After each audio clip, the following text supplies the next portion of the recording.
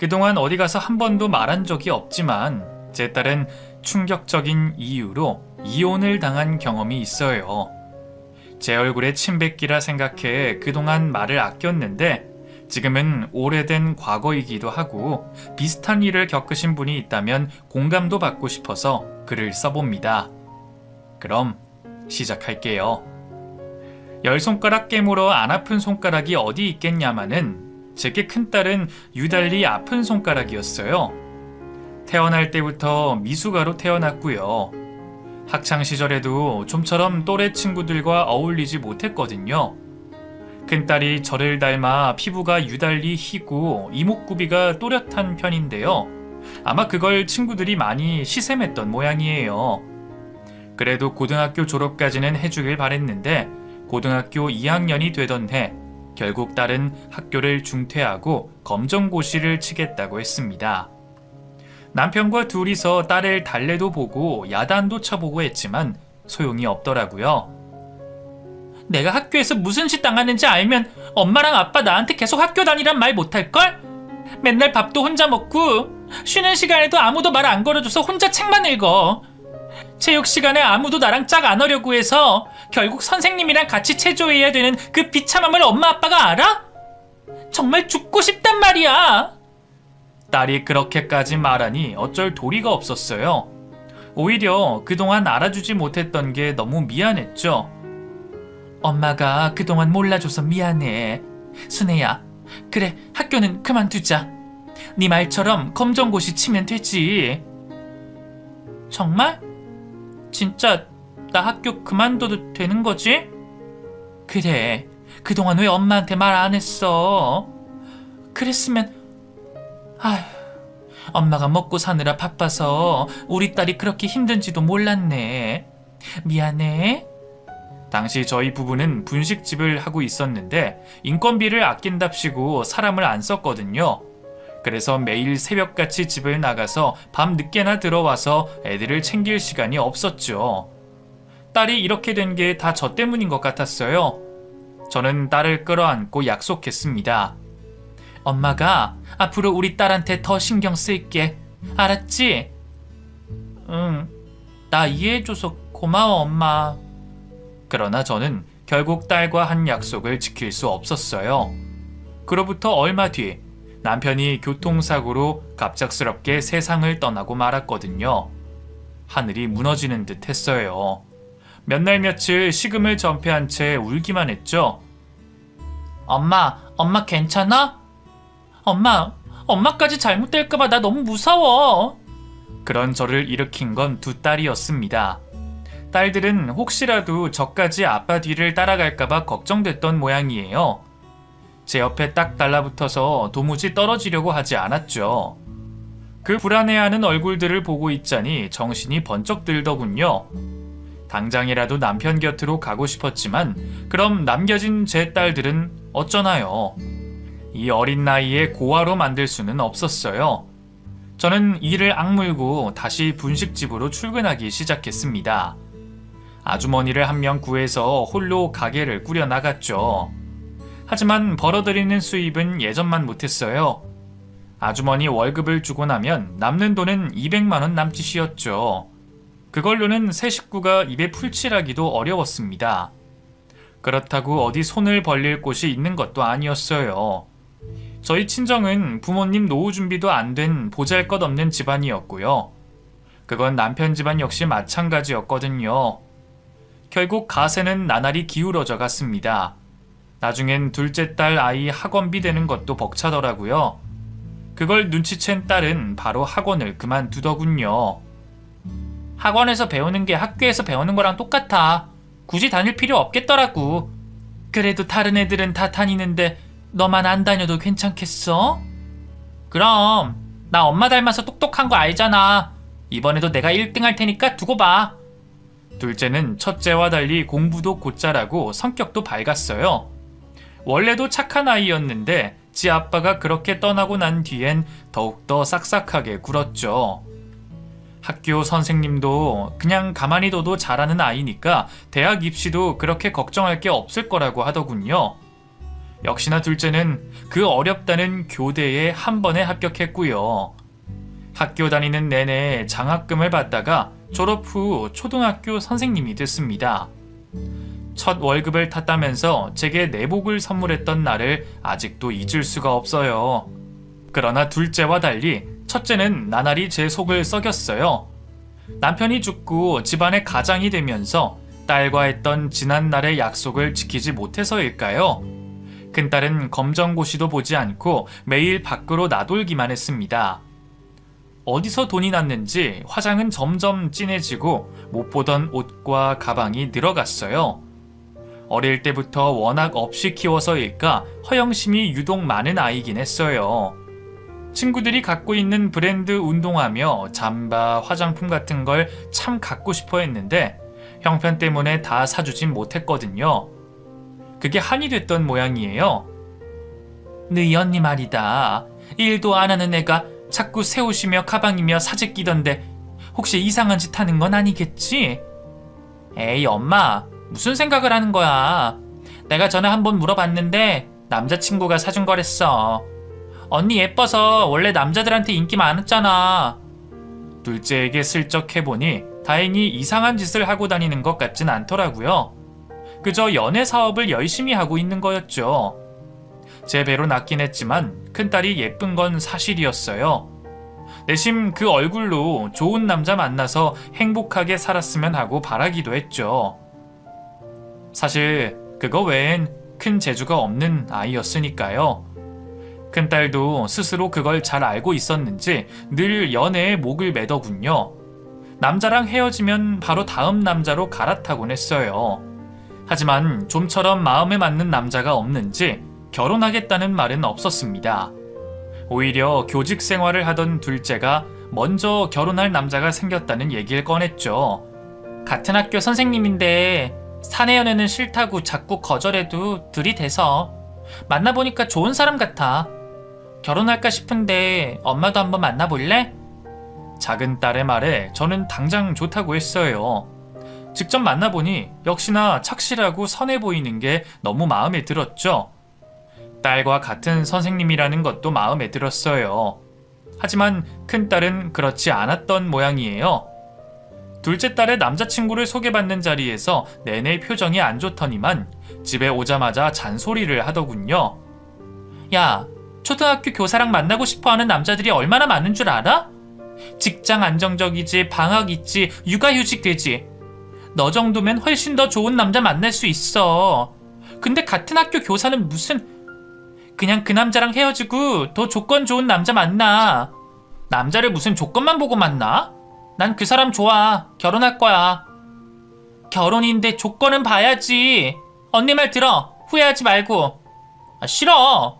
무슨 이럴 때만 언니 행세야? 뭐? 야, 너 지금 말 다 했어? 너 그거 다 무시하는 거지? 내가 언제 언니를 무시했다고 그래? 넌 초등학교 선생이고 난 고등학교도 졸업 못한 백수라고 지금 무시했잖아. 어느새 작은 딸의 결혼 문제는 자매 사이의 다툼으로 커졌어요. 알고 보니 큰딸은 작은 애에게 알게 모르게 자격지심을 갖고 있었더라고요. 하긴 그럴 만도 했어요. 같은 뱃속에서 타고났는데 어느새 너무 다른 길을 걷고 있었으니까요. 첫째의 반대에도 불구하고 둘째는 남자친구와 결혼을 준비하기 시작했어요. 곧 상견례 날짜도 잡혔죠. 약속 당일 한식집으로 향하는 내내 큰딸의 표정은 좋지 않았습니다. 뭔가 사고를 쳐도 단단히 칠 것 같은 불길한 예감이 들더라고요. 차라리 두고 가는 게 낫지 않을까 싶었죠. 하지만 당시 죽은 남편 대신 아주버님이 동행해 주셔서 뭐라 더 말하진 못하고 함께 한식집으로 들어갔습니다. 먼저 와있던 사돈댁과 예비사위가 반갑게 맞이해 주더군요. 사돈 부부는 예비사위만큼이나 인품이 훌륭해 보였어요. 바깥 사돈도 교직에 몸을 담고 계신 분이라서 참 점잖았죠. 따님을 어쩜 이렇게 잘 키워주셨는지 학교에서도 애들이 잘 따른다면서요. 아들 녀석 말로는 제일 인기 많은 선생님이라던데 곱게 키운 귀한 딸인 만큼 저희도 잘하겠습니다. 잘 부탁드립니다. 아이고 별 말씀을요. 아드님도 너무 잘 키워주셔서 저희야말로 잘 부탁드려요. 서로 덕담이 오고 가면서 분위기는 점점 훈훈해졌어요. 그런데 그때 안싸돈이 큰딸에게 말을 걸었습니다. 듣던 대로 참 예쁘네요. 연예인 해도 되겠어요. 남자들한테 인기 많죠. 나름 칭찬이랍시고 얘기한 건데 큰딸은 픽 비웃음을 흘리더군요. 동생이 그쪽 집 가서 저 예쁘다고 했을 리는 없고. 왜요? 대개 아드님이 저 예쁘대요? 그럼 이참에 며느리 바꿔보실래요? 생각지도 못한 큰딸의 말에 그 자리에 있던 모든 사람들이 당황한 눈치였어요. 언니 왜 그래? 둘째가 슬그머니 눈치를 줬지만 큰딸은 아랑곳하지 않았습니다. 왜요? 싫어요? 그래도 얼굴만 반반한 백수 며느리보다는 교사 며느리가 더 낫다 이건가? 뭐 저도 이런 별 볼 일 없는 집구석에 시집 가고 싶은 마음은 없어서요. 교사 월급 그거 몇 푼이나 된다고. 전 훨씬 대단한 집에 시집 갈 예정이에요. 순식간에 분위기가 얼어붙었어요. 당황한 사돈댁은 어버버거리다 그냥 입을 다물고 말았습니다. 전 황급히 자리에서 일어나 고개를 숙였어요. 죄송합니다. 얘가 원래 이런 애가 아닌데 얼른 사과드려 순애야. 내가 뭐 틀린 말 했어? 뭘 사과하래? 김순애. 참나 왜 나한테만 그래? 엄마는 늘 그랬어. 맨날 나만 나쁜 년 만들고 순이만 감싸고 돌고. 큰딸은 자리를 박차고 일어나 그대로 나가버렸어요. 뒤늦게 저와 둘째 딸이 어찌저찌 상황을 수습하긴 했지만 이미 엎질러진 물을 주워 담을 수는 없었죠. 집에 돌아온 둘째는 첫째와 한바탕 대거리를 했습니다. 언니 정말 미쳤어? 남의 결혼 망치려고 작정했냐고? 끼어도 되는 자리 아닐 자리 구분을 해야지. 어쩜 그렇게 자기 분수를 몰라? 뭐? 분수? 너 말 다 했어? 그래, 이제야 본심이 나오는구나. 너 옛날부터 늘 나 무시했지? 너는 공부도 잘하고 대학도 잘 가고 남자도 잘 만났다고 맨날 나 무시했잖아. 언니 취급은커녕 사람 취급도 안 한 거 내가 모를 줄 알아? 급기야 두 사람은 머리채를 뜯으며 싸우기 시작했어요. 저는 그런 두 딸을 뜯어 말렸죠. 둘 다 그만하지 못해? 어린애들도 아니고 뭐 하는 거야?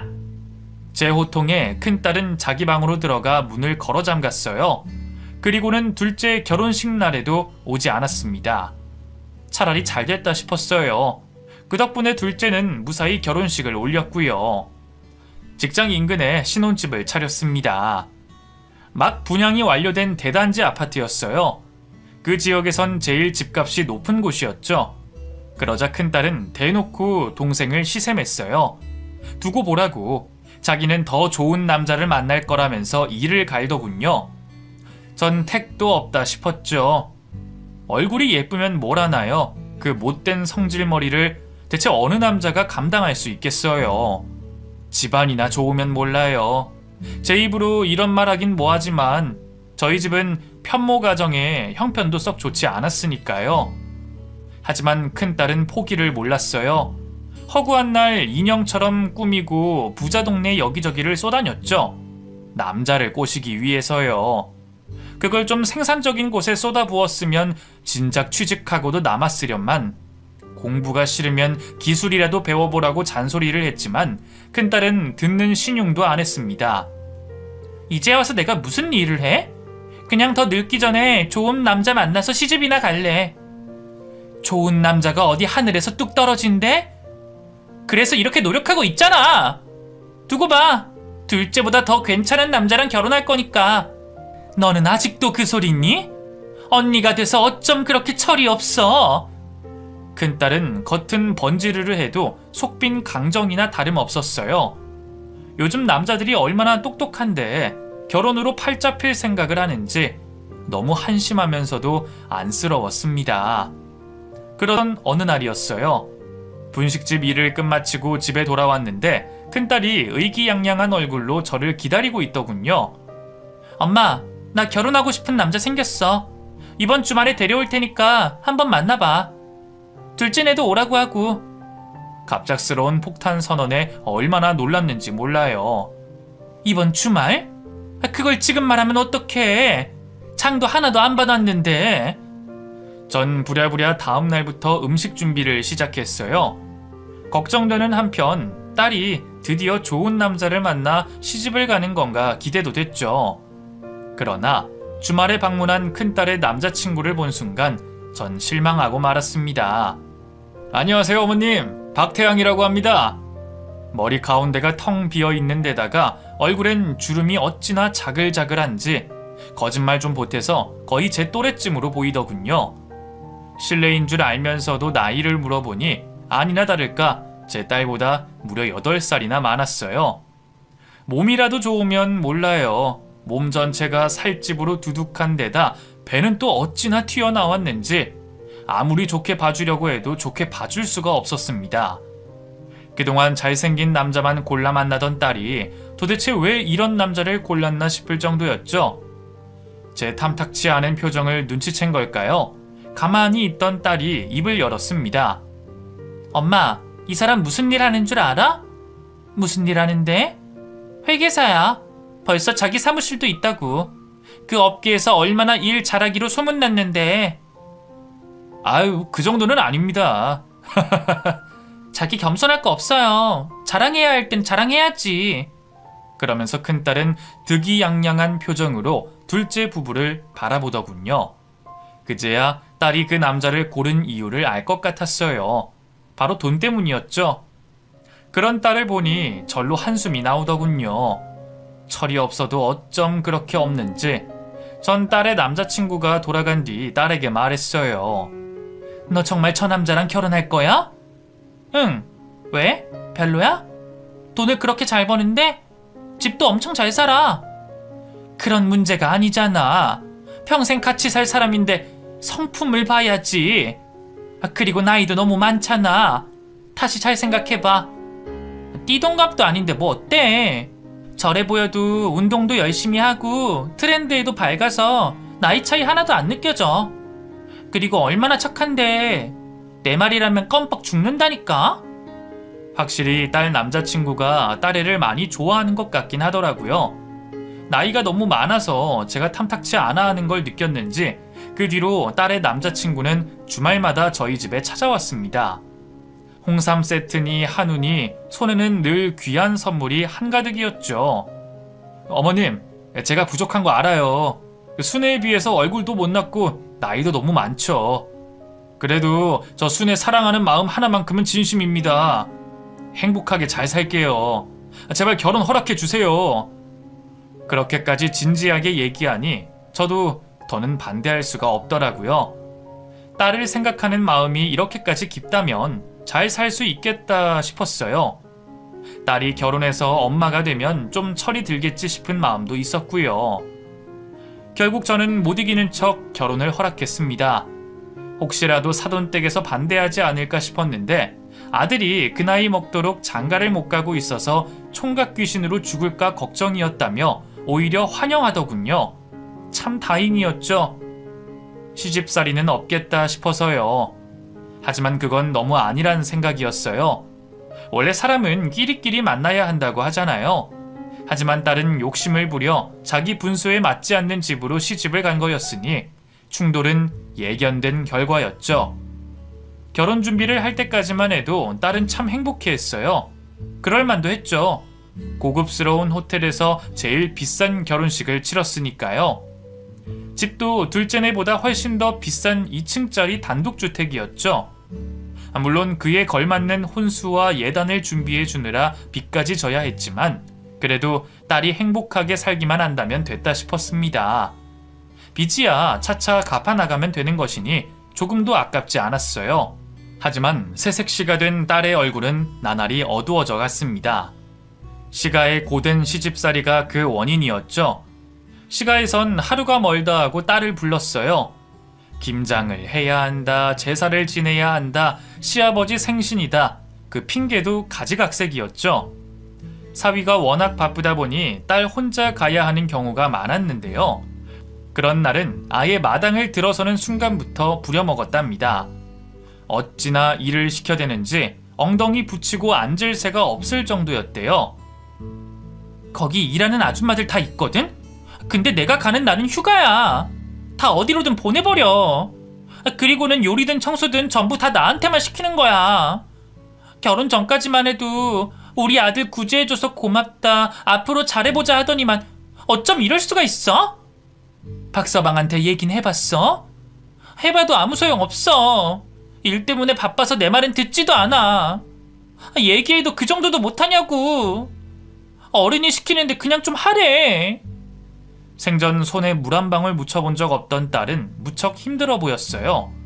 처음엔 제가 자식 교육을 잘 못 시켜서 그래서 딸이 뭔가 시가에 밉보이는 짓을 했나 보다 싶었어요. 너무 미안하고 죄스러웠죠. 그래서 따로 딸을 불러다가 요리며 청소며 살림살이 하는 법을 가르쳤어요. 딸도 시부모님과 잘 지내보고 싶다면서 열심히 배웠습니다. 하지만 소용없는 짓이었죠. 하루는 딸이 사부인 생일에 새벽부터 일어나 생일상을 직접 차렸는데 국을 한 숟가락 맛보자마자 수저를 내려놓고 방 안으로 들어가 버렸다고 하더군요. 아무리 며느리가 한 음식이 입에 맞지 않았어도 그건 아니지 않나요?